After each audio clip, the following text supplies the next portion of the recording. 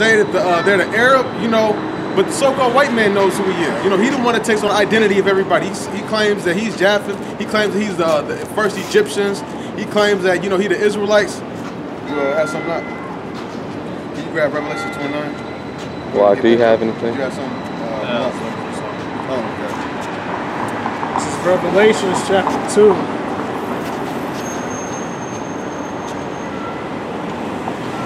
Verse 9. I know thy works and tribulations and poverty, but thou art rich, and I know the blasphemy of them which say they are Jews and are not. Which say they are Jews and are not. So your so-called white man running around saying that he's a Jew, he said, I know thy works, you know, that tribulation. The so-called white man isn't going through any type of tribulation or poverty.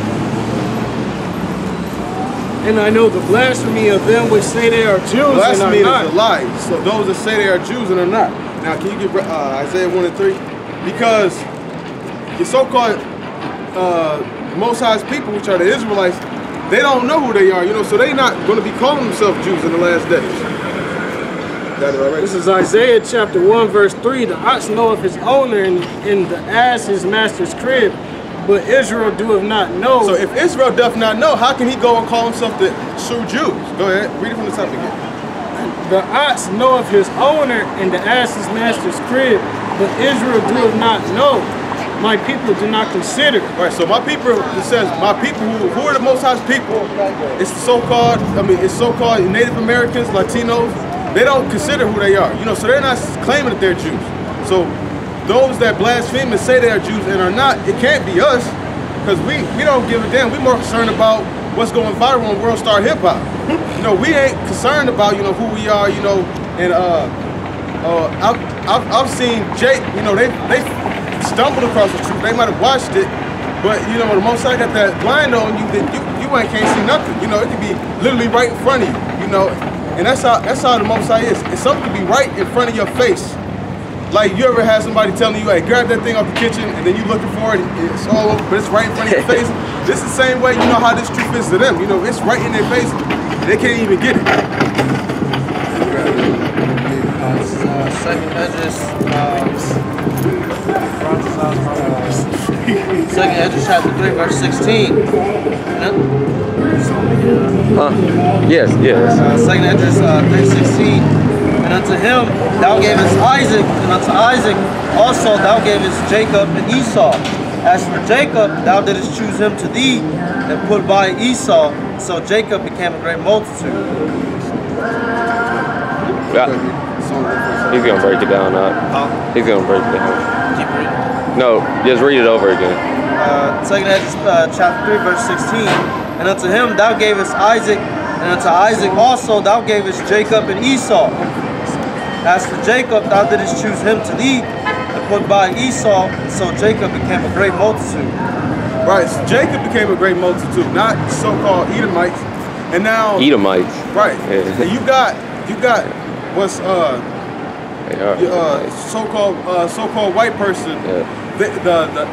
I say you're Israeli. They don't even believe in the 10 tribes. They claim that the 10 tribes were cast off and done away with. They're never going to come back. You know, so the Most High is only dealing with, you know, Judah, Benjamin, and Levi, and that's not true. Because you read into the scriptures, the Hosea, all through it, you know, the Most High talks about reconciling the Israelites back together. You know, being that one stick and, you know, in his hand again. This is Psalms 147, verse 19. He showeth his word unto Jacob, his statutes and his judgments unto Israel.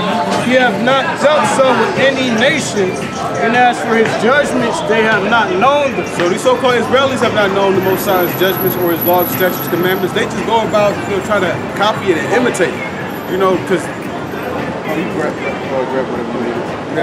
this is Sirach chapter 24, verse 23. All these things are the book of the covenant of the Most High Yahweh, even the law which Moses commanded for an heritage unto the congregation of Jacob. So, you know, solidifying that everything that's in the scriptures, you know, the Most High Most High gave it unto Israel as an inheritance. So everything in the scripture rightfully belongs to us. You know, the law, statutes, commandments, and the judgments that the Most High gave unto us. I got these two. Oh, you still going? All right. No. This is Sirach chapter 23 or 36, verse 11. Gather all the tribes of Jacob together and inherit them as from the beginning. So all the tribes coming back together. Not talking about just Judah, Benjamin, and Levi, because you got your so-called Israelites that think, you know, all Judites, I mean, all Israelites gonna be dark skinned, you know, which that's not, you know, the topic I'm talking about right now. But you know, you got, you know, people that don't understand. It seems like it's only us to understand that the Most High is gonna bring the northern tribe back together again. You know, and that's, you know, recorded in the scripture. You know, so the so-called Israeli, he's not part of this, you know. And if the so-called white man thought that he could be a part of this, he wouldn't have to, you know, lie and, you know, try to get salvation through beating the Most High. You know, he actually thinks that when the Most High, you know, his son, Yahweh Shai, comes back on this earth, he actually thinks that he got a chance of fighting with the Most High. You feel like the thing that was formed, you can beat what created you. You actually think that you can create some type of weapon, time travel, spending all this money when Most High got you wasting it. You putting all this weapon and stuff like this just to be slaughtered. And the Most High is doing it just like how he did with the ancient Egyptians. You know, he's basically, you know, stirring up their spirit, you know, hardening their heart. You know, and so-called white man, this is basically what he's been doing.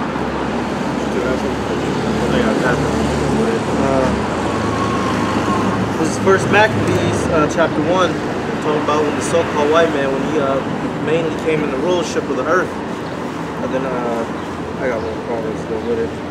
This is First Maccabees, chapter 1. I'm gonna just start from verse 9. And after his death, they all put crowns upon themselves. So did their sons after them many years. Evils were multiplied in the earth. You know, so after Esau, the so-called white man, took rule over the world, that's when great evil started to happen. And we get this in Proverbs 29 and 16. When the wicked are multiplied, transgression increaseth, but the righteous shall see their fall. You know, so the more that the evil are in charge, the more wicked the world's going to become. You know, just like the same way the Lord, he brought in the flood last time, that's the same way through fire this time, he's going to bring it in to destroy all the wicked. And the only ones that are going to get to see the downfall of them is the righteous. And this is how you know the earth is getting more. You see, like in the past, like I say about 8.5 years, you know, when so-called Barack Obama was in office, and everybody thought that he was the next coming of Caesar Borgia. They had so much faith in him. You know, he passed all these laws, you know, for wickedness, helping homosexualities, you know, further their agenda. You know, transgenders, they can go whatever fucking bathroom that they want to. You know, you gotta, anything that you say against them, you know, gotta be politically correct. So they passed all these laws, and wickedness has multiplied. You know, so this is how they've been able to, you know, multiply with their wickedness, just by using the so-called Hamite, you know, to further their agenda. This is basically what they're about, you know, trying to provoke the Most High to bring them back so they think that they can fight and beat them. But that's not going to happen. You read in Revelation, you know, the Lamb, you know, had many crowns on his head. You know, he took the crowns from all of the people that were taking, given crowns. So he had, you know, complete rulership. You know, his rulership is not going to end. It's not going to be like another head on a statue, and this is going to, the Israelites going to rule for a period of time, and then the yoke shall be taken from Israel, and it shall be given to next Johnny come lately. You know, it's not going to happen like that. You know, once we had the kingdom, we're going to have the kingdom forever and ever. You know, we're never actually going to, you know, give it. We don't have to worry about losing it. Well, you got a certain group teaching that once we're establishing the kingdom of heaven, that the Russians are going to come up against us again. You know, they're adding another part to that statue, man. I can slide in. I mean, this is Exodus chapter 9, from a verse 13. And Yahweh said unto Moses, rise up early in the morning and stand before Pharaoh. Say unto him, thus saith Yahweh, God of the Hebrews, let my people go, that they shall.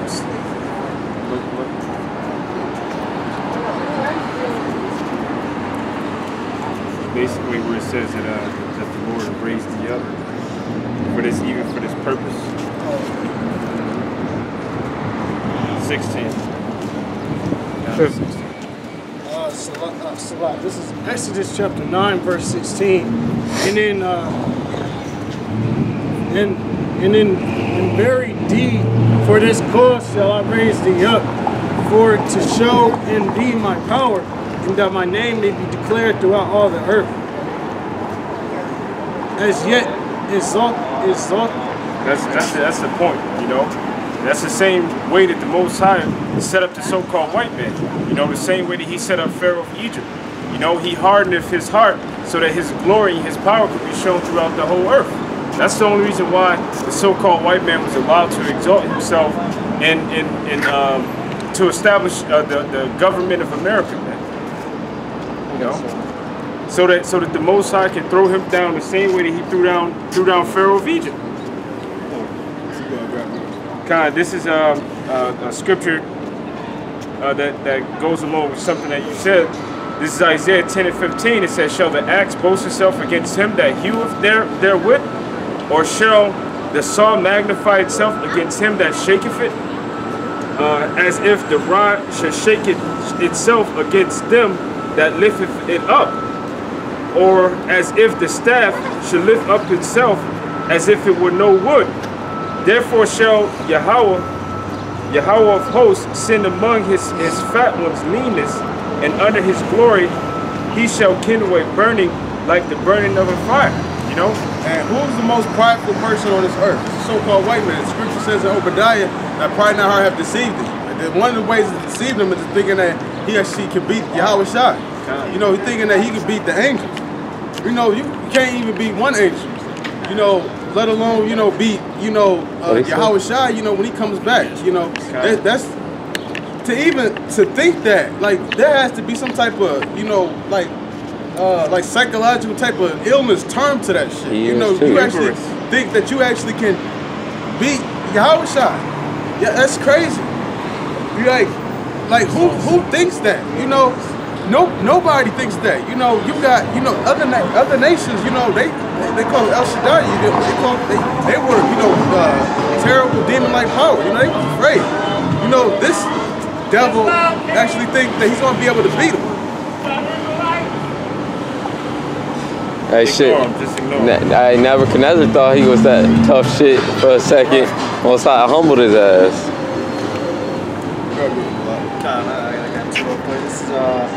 This is 2 Thessalonians. This is 2 Thessalonians chapter 2, starting from verse 3.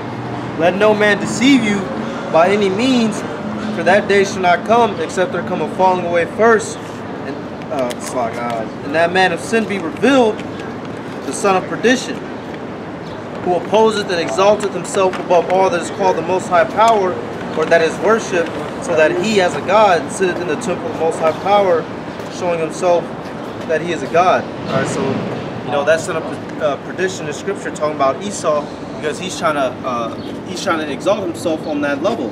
Alright, then when it says there shall be a falling away first, going back to what the brother brought out earlier in Deuteronomy, how we lost our heritage. And when we lost it, Esau tried to slide his ass up in there.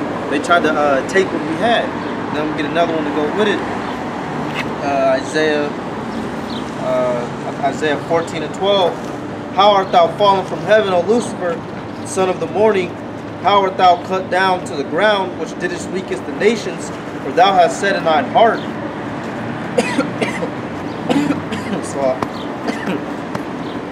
verse 13, for thou hast said in thine heart, I will ascend into heaven, I will exalt my throne above the stars of the Most High Power, I will sit upon the mount of the congregation in the sides of the north, I will ascend above the heights of the clouds, I will be like the Most High.